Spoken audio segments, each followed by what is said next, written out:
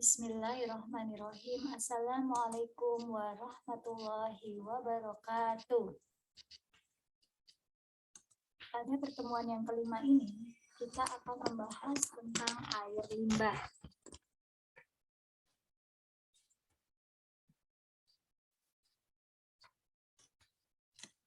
Landasan hukum pengelolaan air limbah. Jadi, air limbah itu bisa berasal dari pemukiman, bisa berasal dari perkantoran, komersial, fasilitas umum, dan apartemen. Karakteristik dari air limbah itu ada nanti kalau misalnya akan diujikan air limbah itu ada parameter fisik, kimia, dan biologi. Kalau fisik itu contohnya kekeruhan, kemudian ada warna, bau, rasa, suhu. Kalau yang kimia itu salah satunya adalah pH. Sedangkan kalau untuk parameter biologi itu contohnya adalah E. coli, essential coli ya, atau total coliform. Aspek yang mempengaruhi adalah ada demografi, ekonomi, sosial, lingkungan, teknis, dan kesehatan.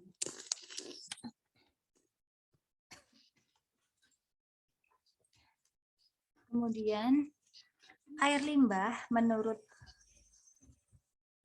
Kepmen LH nomor 112 tahun 2013 itu dapat diartikan sebagai air limbah yang berasal dari usaha dan atau kegiatan pemukiman, rumah makan atau restoran, perkantoran, perniagaan, apartemen, dan asrama. Menurut Sugiarto, air limbah domestik adalah air yang telah dipergunakan yang berasal dari rumah tangga atau pemukiman termasuk di dalamnya air buangan yang berasal dari WC, kamar mandi, tempat cuci, dan tempat masak. Jadi air limbah domestik itu contohnya adalah kalau kalian mandi, ya kan, pakai air kan. Nah, air sisa mandi yang sudah terkena sabun ya, itu termasuk air limbah domestik. Kemudian pada saat kalian baik mencuci piring maupun mencuci baju, nah itu dia termasuk dari air limbah domestik.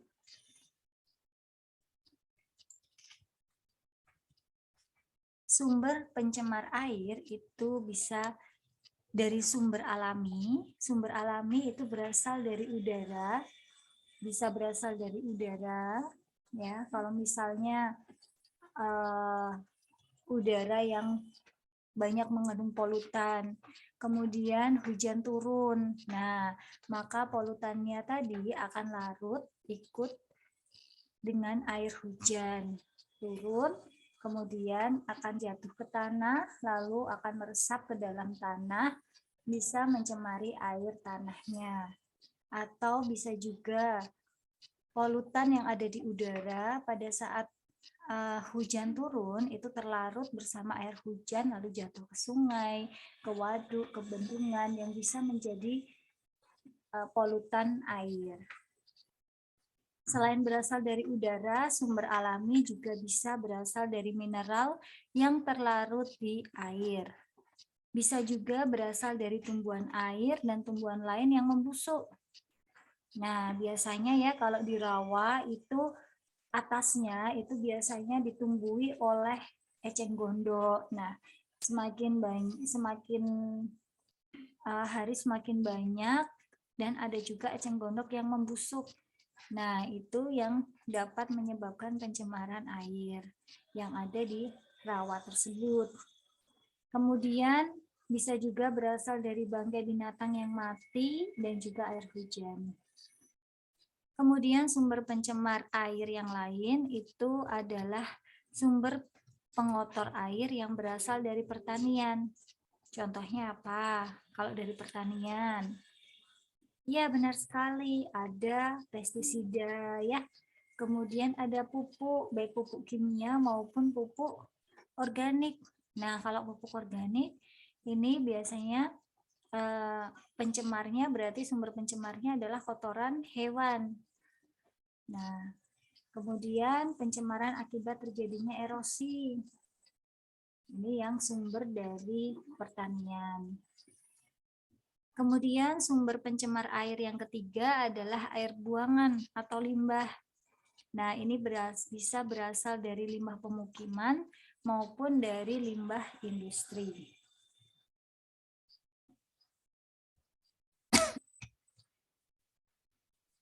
Kemudian material yang terlarut di dalam air itu dapat menyebabkan kekeruhan yang akan menghambat masuknya cahaya matahari ke dalam badan air. Jadi kalau airnya keruh, maka cahaya matahari itu akan terhalang, sehingga menyebabkan kualitas air menjadi menurun. Kemudian material yang larut di dalam air itu juga dapat menyebabkan pendangkalan. Nah, tadi ya, contohnya yang bersumber pada pertanian, tadi air irigasinya itu karena ada erosi dari tanahnya, maka airnya jadi membawa tanah. Nah, padahal nanti hilirnya itu adalah ke sungai. Nah, sungainya nanti jadi ada tanah dari tadi pertanian ya, sehingga sungainya bisa menjadi dangkal. Ekosistem akuatik jelas akan terganggu, sehingga organisme akuatik tidak dapat hidup dengan baik, dan organisme yang hidupnya membutuhkan cahaya akan ikut mati. Contohnya waduk itu dapat mencemari lingkungan karena lumpur yang di bawahnya, dan juga tanaman air yang merupakan gulma yang biasa hidup di waduk tersebut.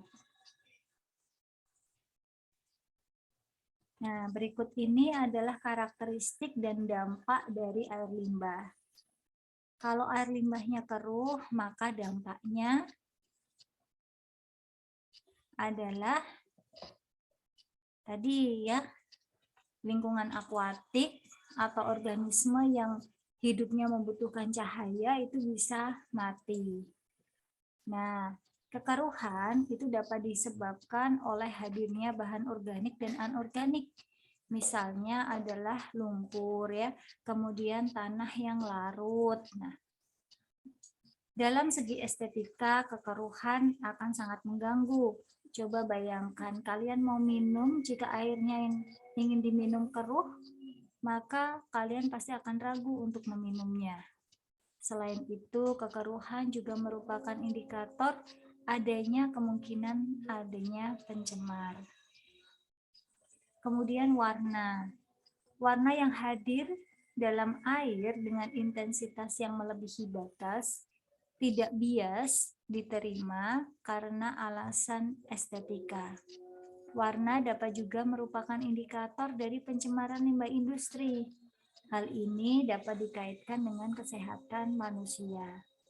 Contoh yang paling mudah saja, pada limbah produksi batik. Nah, di situ mereka menggunakan pewarna sintetik. Nah, air limbahnya itu tidak lagi berwarna bening, tapi akan berwarna sesuai dengan warna sintetik yang digunakan. Nah, jelas itu akan sangat mengganggu kesehatan manusia. Kemudian ada bau dan rasa. Bau dan rasa itu dapat berupa mikroorganisme seperti alga. Oleh karena itu, gas seperti H2S itu karena adanya gas H2S.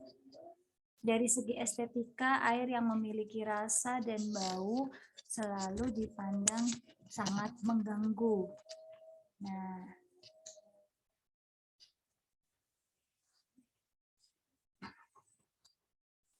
kemudian suhu dan residu. Suhu berpengaruh pada pemakaiannya. Misalnya, air yang mempunyai suhu 0 derajat Celcius tidak mungkin dapat diterima. Begitu pula untuk suhu air yang terlalu tinggi. Kadar residu yang tinggi dapat menyebabkan rasa yang tidak enak dan dapat mengganggu pencemaran manusia. Contohnya nih, Kalau kita pergi ke pegunungan lalu merasakan airnya yang panas. Nah, kemungkinan apa? Ya, benar sekali. Airnya mengandung sulfur yang tinggi. Nah, bau sulfur atau belerang itu sudah tidak enak, apalagi rasanya. Dan juga jika dikonsumsi dapat mengganggu pencernaan manusia. Kemudian derajat pH. Dalam pemakaian air minum, pH dibatasi karena akan mempengaruhi rasa, korosivitas, dan efisiensi dari klorinasi. Nah, pH untuk air minum itu antara 6 sampai 6, ya sampai 8. Nah, jika dia terlalu asam maupun terlalu basa, itu tidak boleh digunakan sebagai air minum. Kesadahan Ca dan Mg. Nah, kalian pernah merasakan air di rumah kalian itu jika dididihkan, maka pada ketelnya akan ada endapan berwarna putih. Kemudian jika airnya digunakan untuk mencuci baju, sulit berbusa. Nah, itu menandakan bahwa air kalian memiliki kesadahan yang tinggi. Kesadahan yang tinggi itu artinya apa? Dia mengandung Ca dan Mg yang tinggi. Kita tahu bersama bahwa Mg atau magnesium itu dapat bersifat toksik atau racun. Dapat menimbulkan efek demam, iritasi pada kulit, yang nantinya akan susah sembuh. Nah, jadi kalau misalnya air di rumah kalian itu jika digunakan untuk mencuci, kok tidak ada busanya. Nah, itu atau pada saat dididihkan itu ada endapan berwarna putih di ketelnya. Nah, itu silahkan nanti diperiksakan ya, diperiksakan kesadahannya. Nah, itu biasanya kapurnya tinggi. Kemudian karakteristik air yang sering ditemui juga adalah kehadiran besi dan mangan, Fe dan Mn. Nah, kehadiran besi dan mangan dalam air itu akan menimbulkan berbagai gangguan seperti bau dan rasa logam. Kalian pernah memiliki permasalahan air yang baunya seperti karat? Nah, itu menandakan bahwa airnya memiliki kandungan besi atau Fe yang tinggi. Jadi bau dan rasanya itu seperti logam, seperti karat ya. Nah, ini bahayanya akan merangsang pertumbuhan bakteri besi. Selain itu, jika airnya digunakan untuk mencuci, maka akan menyisakan noda pada pakaiannya. Dan jika kita konsumsi terus-menerus, maka efek racun itu bisa memberikan efek racun pada tubuh kita. Yang nantinya dapat berakibat pada susunan saraf pusat, koordinasi gerak otot, kerusakan sel hati, fibriosis, sampai dengan iritasi usus. Nah, ini ya, jadi kalau misalnya air yang digunakan itu berbau karat, nah itu silahkan diuji air minum. Nah, atau uji air sumur. Nah, ini yang diujikan adalah Fe-nya, besar. Berapa sih kandungan besinya? Nah, ini ya. Karena jika besi atau mangannya itu melebihi baku mutu, maka tadi dapat memberikan efek racun pada tubuh kita. Kemudian ada juga nitrogen. Nitrogen di dalam air itu hadir dalam berbagai bentuk sesuai dengan ikatan oksidasinya. Yang diantaranya ada nitrogen netral, ada amonia, ada nitrit, dan ada juga nitrat. Efeknya terhadap kesehatan itu ada iritasi kulit, kemudian edema paru-paru sampai dengan kejang, terus pernafasan, mengancam keseimbangan asam basa dalam darah kita, stimulasi susunan saraf pusat, kerusakan saluran pencernaan. Nah, kemudian selain bahan-bahan anorganik di atas, ada juga bahan pencemar air yang berasal dari bahan organik. Nah, selain itu juga ada parameter hidrologis. Jenis mikroorganisme yang dapat ditemukan dalam air itu seperti alga, bakteri, virus, jamur, protozoa.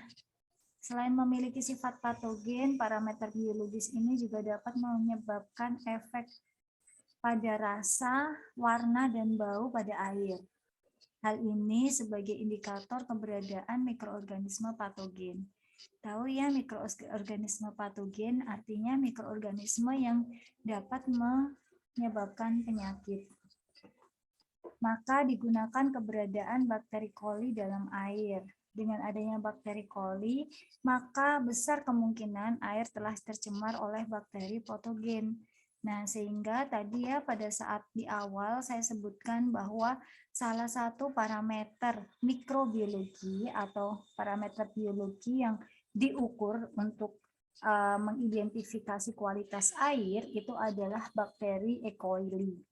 Selain bakteri E. coli juga ada bakteri total coliform. Nah, selain bahan organik dan anorganik di atas, ada juga pencemar berupa radioaktif. Efek yang dapat ditimbulkan ini lebih berbahaya lagi, yaitu bisa menyebabkan kanker, leukemia, mengurangi umur, dan dapat menyebabkan kematian. Selain itu, radioaktif merupakan unsur kimia yang memiliki paruh umur yang relatif panjang. Nah, ini ya, jadi sudah efeknya sangat berat, tambah lagi dia akan paruh umurnya juga panjang. Nah, lalu apa dampaknya bagi kesehatan? Nah, itu bisa dilihat ya. Kalau untuk hidrokarbon alifatik, itu dampaknya akan menyebabkan racun sistemik terhadap susunan saraf pusat, kulit menjadi kering. Kemudian kalau hidrokarbon alisiklik, itu dapat menyebabkan depresi susunan saraf pusat, kulit menjadi kering, degenerasi jantung, paru-paru, hati, dan otak. Sedangkan benzen dapat menyebabkan iritasi kulit, kemudian depresi susunan saraf, koma, kerusakan saluran pernafasan, kerusakan hati, ginjal, limpa, bahkan dapat menyebabkan kematian. Kemudian jika terdapat kerosin atau minyak tanah, itu dampak bagi kesehatannya kulit menjadi kering, kerusakan paru-paru, saluran pencernaan, kesadaran menjadi menurun, koma, sampai meninggal. Sedangkan jika ada petroleum, maka dampak bagi kesehatannya dapat dilihat ada iritasi, kulit kering, depresi, susunan saraf pusat, kelainan darah, iritasi. Nah, kemudian ini juga ada arnil alkohol, ada butil amina, etanol amina, naftalen klorida, dan karbonil yang bisa kalian baca. Begitu juga ini bahayanya jika ada perak, aluminium, arsenium, barium, bromium, kadmium, klor, kobalt, kromium, tembaga, fluor, dan air raksa yang ada di dalam air pada di atas standar baku mutu. Maka ini adalah dampak kesehatan yang bisa muncul.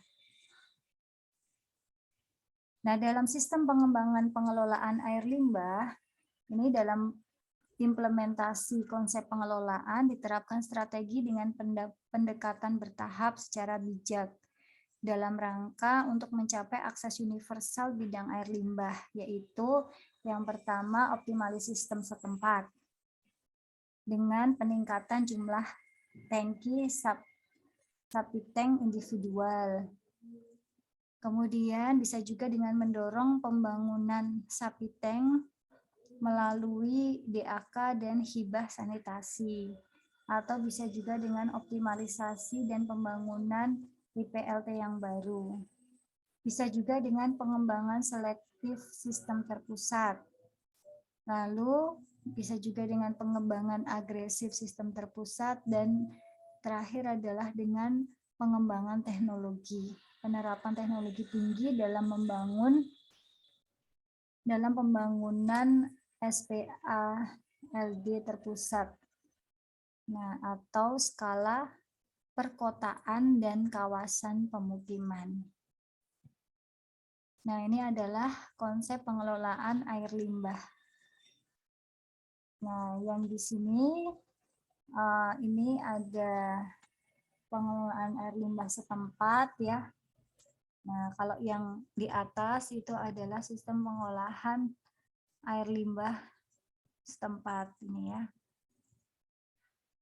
Sedangkan yang di bawah itu adalah sistem pengolahan air limbah domestik yang terpusat.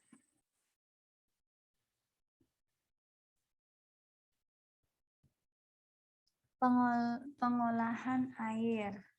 Pengolahan air adalah usaha teknis.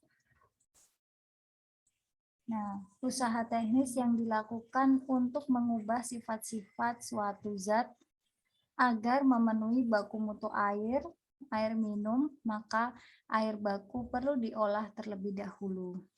Jadi kita tahu bersama bahwa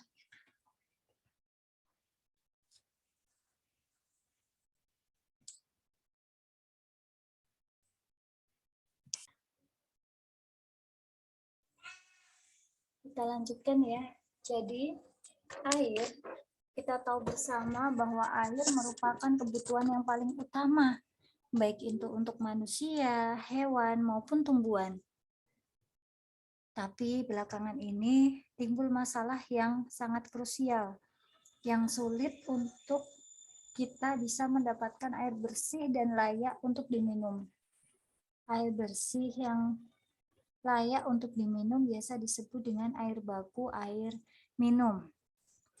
Air baku yang tersedia di alam biasanya berasal dari air permukaan.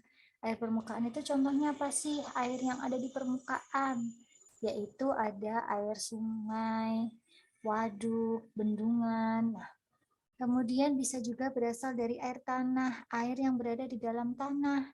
Contohnya ya air sumur ya, mata air, dan juga air laut. Salah satu jenis air permukaan yang banyak digunakan di Indonesia itu adalah air sumur dan juga air sungai. Kalau air permukaan berarti air sungai ya. Nah, air sungai kenapa? Karena di Indonesia itu banyak sekali terdapat sungai besar yang dapat digunakan sebagai sumber air baku untuk air minum. Namun kita tahu bersama bagaimana kondisi sungai di Indonesia. Ya, benar sekali. Keadaan sungai di Indonesia itu cukup fluktuatif, yang menyebabkan air baku yang berasal dari air sungai terkadang memiliki konsentrasi suspended solid yang tinggi. Sehingga untuk bisa digunakan, maka air sungai tersebut harus diolah terlebih dahulu. Nah, apa sih definisi dari pengolahan air itu sendiri? Pengolahan air adalah usaha teknis yang dilakukan untuk mengubah sifat-sifat suatu zat sehingga memenuhi baku mutu air minum. Nah,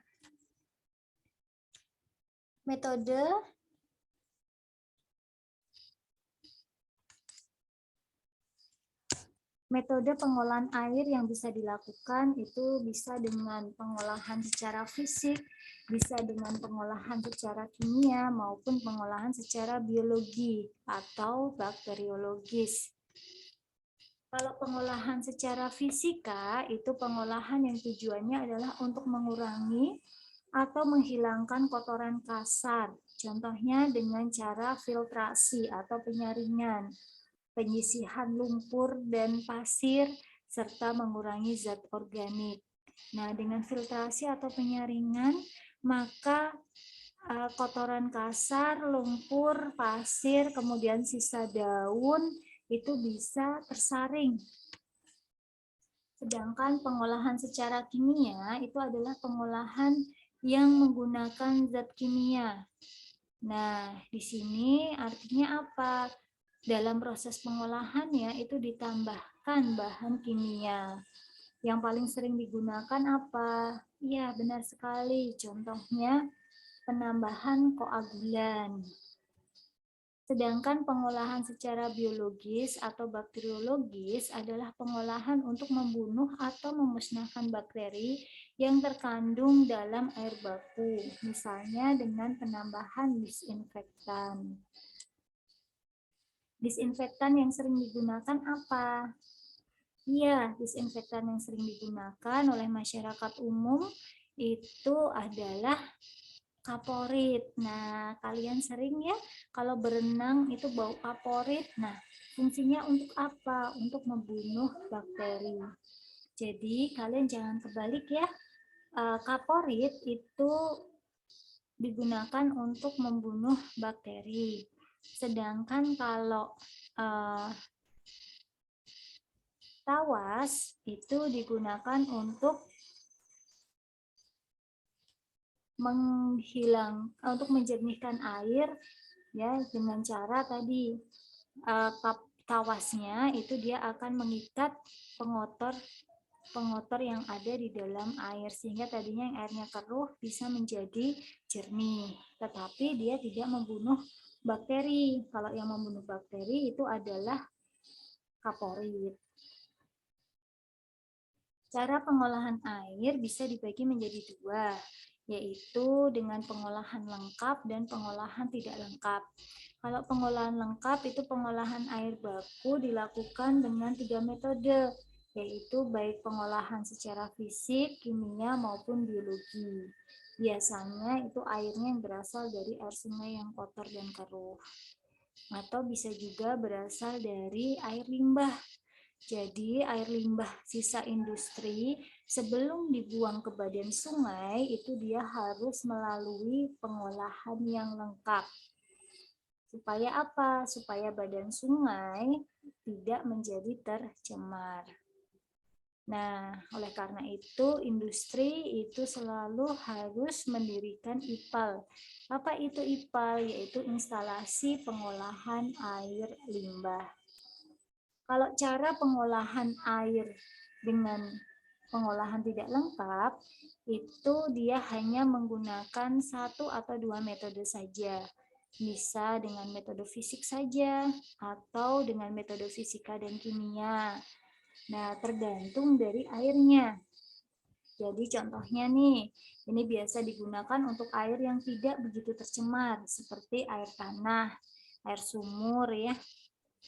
Nah, contohnya nih, air sumurnya kok warnanya keruh ya. Nah, bisa ditambahkan apa tadi? Iya, benar, tawas. Nah, ditambahkan tawas, maka air sumur yang keruh tadi bisa berubah menjadi jernih kembali. Karena pengotor-pengotornya diikat oleh tawas. Nah, di sini berarti dengan menambahkan tawas itu berarti dia menggunakan metode kimia saja. Berarti pengolahannya tidak lengkap.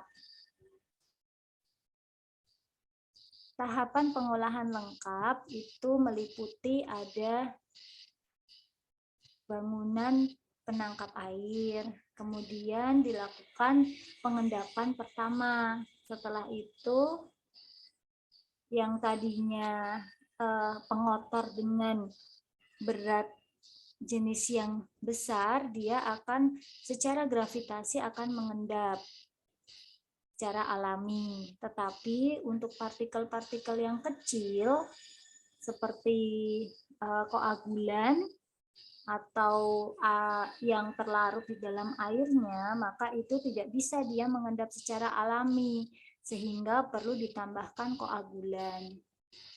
Nah, setelah penambahan koagulan itu dilakukan pengadukan cepat sehingga terbentuk partikel-partikel yang lebih besar atau yang biasa disebut dengan vlok-vlok yang lebih besar. Nah, kalau dia sudah menjadi partikel yang lebih besar, maka partikel koloid tadi bisa mengendap di pengendapan yang kedua. Kemudian setelah pengendapan kedua itu ada penyaringan.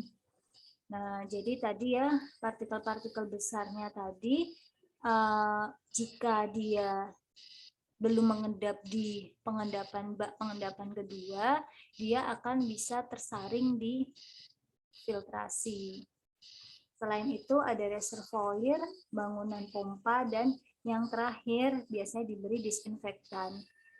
Nah, kaporit ya. Oleh karena itu kenapa kok PDAM itu bau airnya seperti ada bau kaporit? Nah, karena pada tahap terakhir itu ditambahkan disinfektan. Untuk apa tadi disinfektan fungsinya? Ya, benar sekali, untuk membunuh bakteri, terutama bakteri patogen. Nah, ini adalah tahapannya ya. Pertama air baku, kemudian dilakukan sedimentasi secara alami, secara gravitasi ya. Nah, di sini yang ukurannya besar seperti kerikil ya. Nah, itu dia akan mengendap di bak prasedimentasi.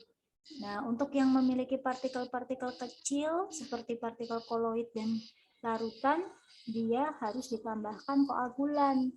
Nah, di penambahan koagulan dilakukan di bak koagulasi.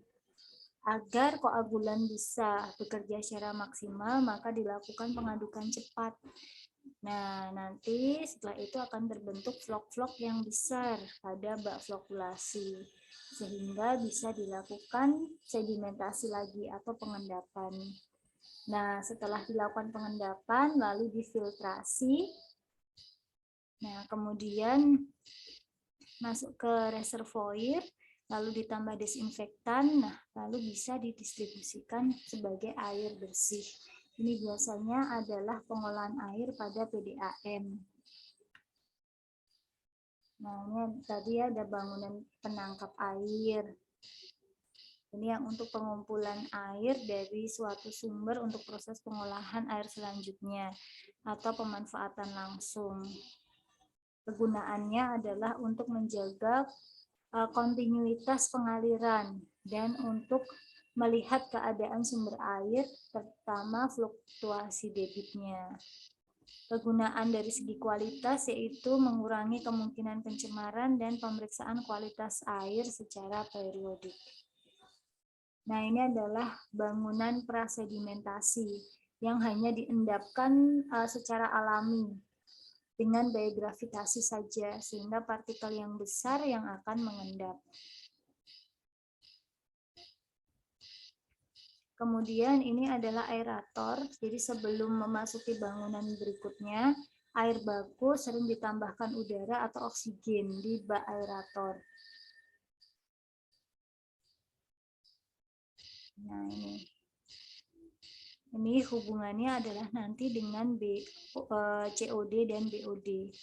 Nah, jika BOD atau COD-nya terlalu tinggi, melebihi baku mutu, itu tidak baik ya. Nah, tadi untuk yang partikelnya itu kecil sehingga tidak mengendap pada bak prasedimentasi, dia akan ditambahkan koagulan. Nah, pada proses koagulasi flokulasi. Proses koagulasi flokulasi itu merupakan dua proses yang terangkai menjadi kesatuan proses yang tidak dapat dipisahkan. Pada proses koagulasi terjadi destabilisasi koloid dan partikel di dalam air, sehingga sebagai akibat dari pengadukan yang cepat dan penambahan koagulan.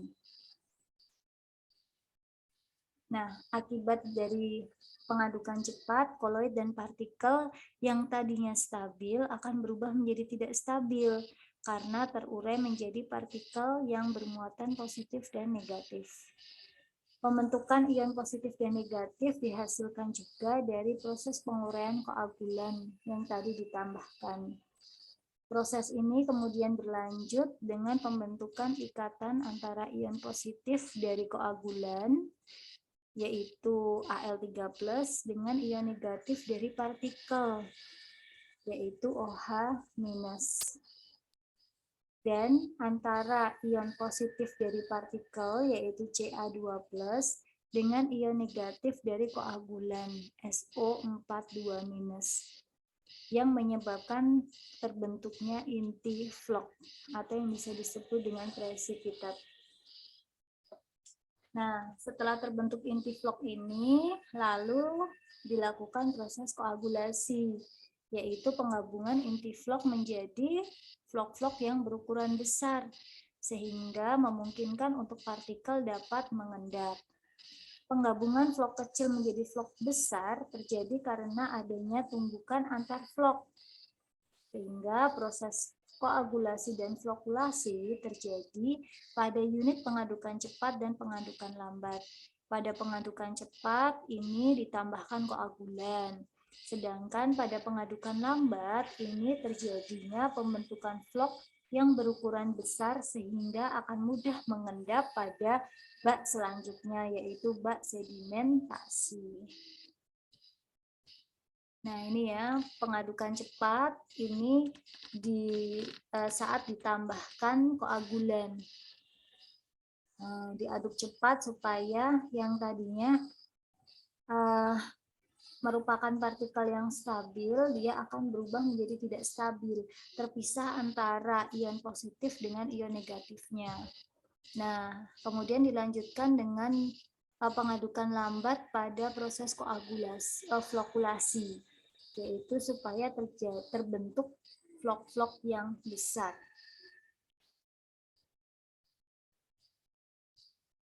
Nah, biasanya bahan yang digunakan sebagai koagulan itu yang paling sering banyak digunakan oleh masyarakat umum adalah tawas.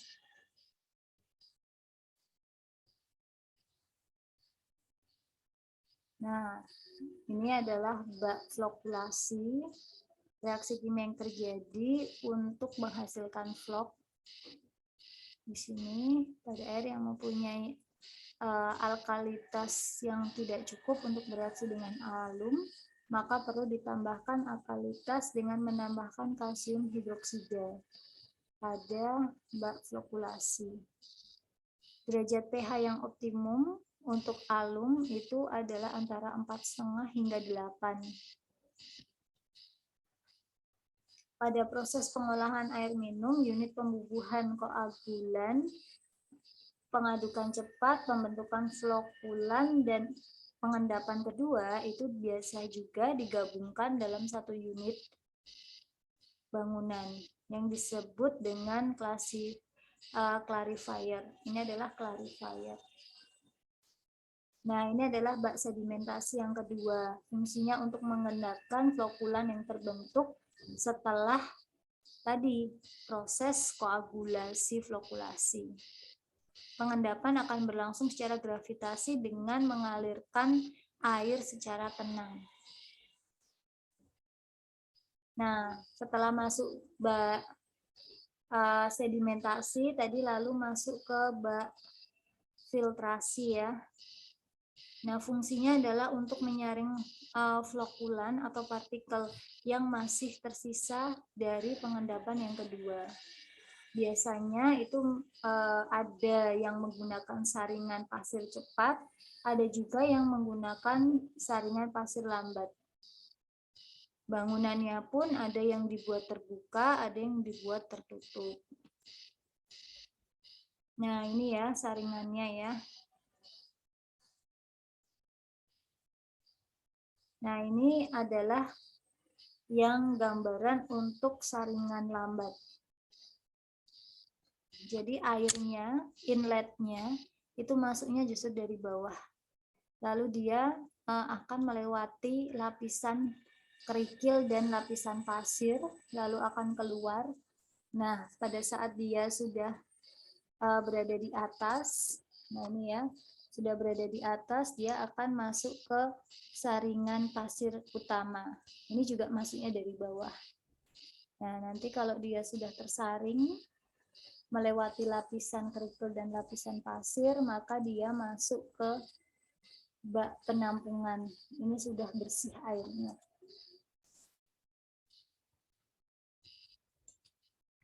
Nah, kemudian tadi setelah melalui bak filtrasi lalu ke bak penampungan atau yang biasa disebut dengan reservoir. Nah, dan sebelum